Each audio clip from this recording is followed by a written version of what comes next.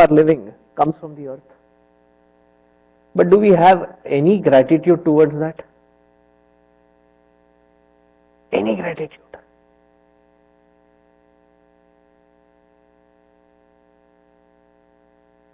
So much of trash. I was watching I don't know how they pronounce it, Gyres or Gyres, Gyres. In the National Geography, they were showing Gyres. Okay. There are these 7 spots in the ocean wherein there is absolutely no current, movement or a wave in the ocean. There are such 7 spots.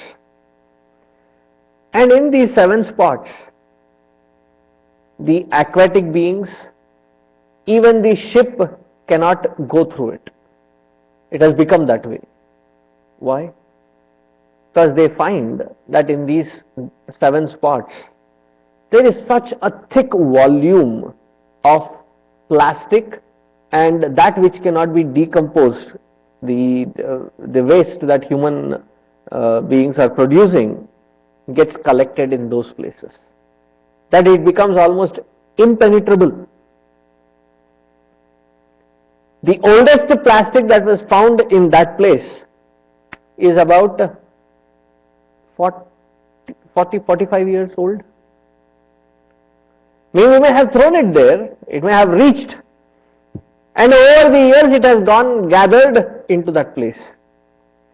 And there they say that the water is fully ridden with what they call as BPA. And the aquatic beings living there are living off of it. That you can see the mutilation in them.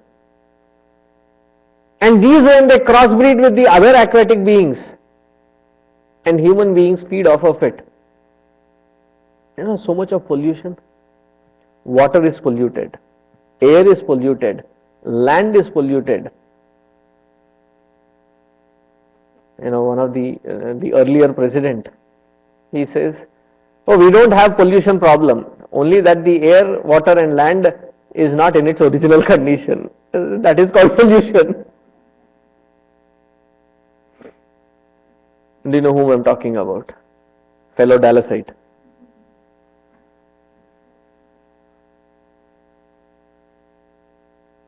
So this whole earth, what does it do?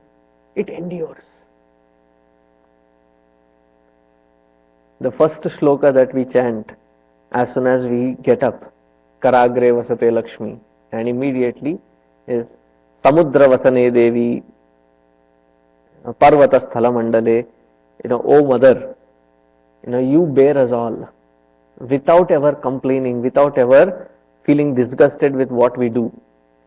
And you still bear us, to your patience, to your forbearance, our gratitude and our salutations. So you touch that Mother Earth and then step on that earth.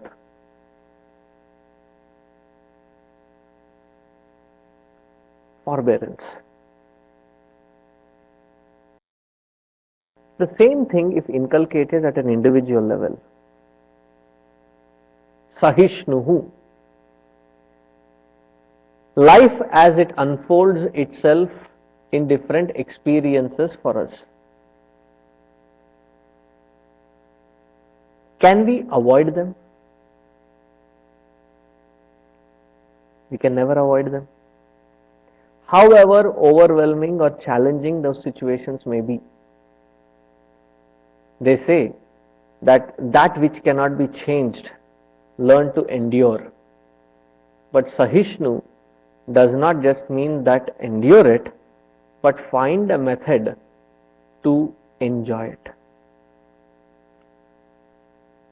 I have often given this particular example of this kid that revealed how you can relish and enjoy the things that you cannot change, you cannot escape from.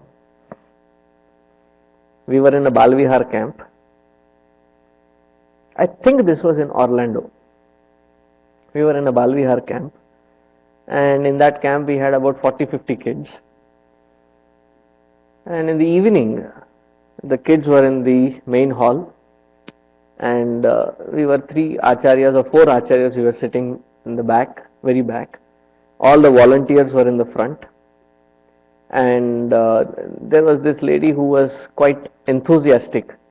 She said she will do the evening bhajans, and she came in. These were fourth, fifth, sixth graders, a very restless bunch of kids, and she already loses their attention by adjusting her harmonium and tuning it, pa pa pa pa, and then they are already getting restless, and then she starts prema mudita man se kaho, and the tune that she starts, the pace that which she starts with, prema mudita man se kaho Rama Rama Ram. The same bhajan could have been sung, prema mudita man se kaho Rama Rama. That is the age group wherein they will understand that beat, that pace of it, and enjoy that music. And these kids are getting so restless. They see that in the front they cannot sneak out, in the back we are all sitting, they cannot sneak out. They're getting really restless. There's one kid sitting right in front of us. He was the only one who was smiling. He would keep chuckling to himself. I thought he was up to some mischief. But he was not to any mischief, but he was entertaining himself. So what he had done, that from the carpet, so if you find that in your classrooms the carpets are losing their thread, it means you have been boring. So he pulled out a full thread, broke it from the carpet and nicely twisted it to make a fine, strong thread with a sharp or a edge to it. Not sharp, but what do you call it? A thin edge to it. And then puts his foot on his lap and then tickles it. He tickles himself and then keeps smiling and laughing every so often. That which cannot be changed, he found a method to not just endure but enjoy. That is called stress management. Stress is an integral part of life. You cannot escape it.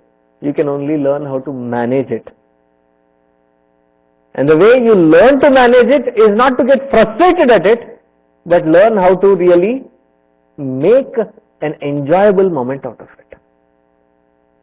And on the top of it, he turns to his friend and he says, Sri Rama Rama Ram.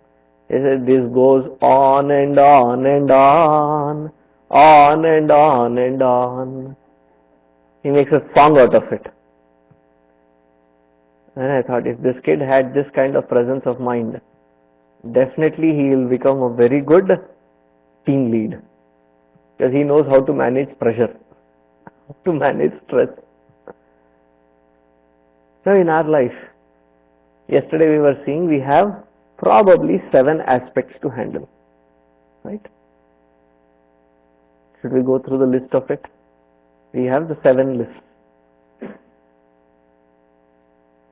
And 95% of it cannot be changed. Oh Lord, give me patience. Give me patience, serenity to go through that which I cannot change. That 5% which can be changed, give me the strength to change it. And the wisdom to know the difference. What has to be changed and what cannot be changed. If we understand that, we have learned how to become Sahishnu.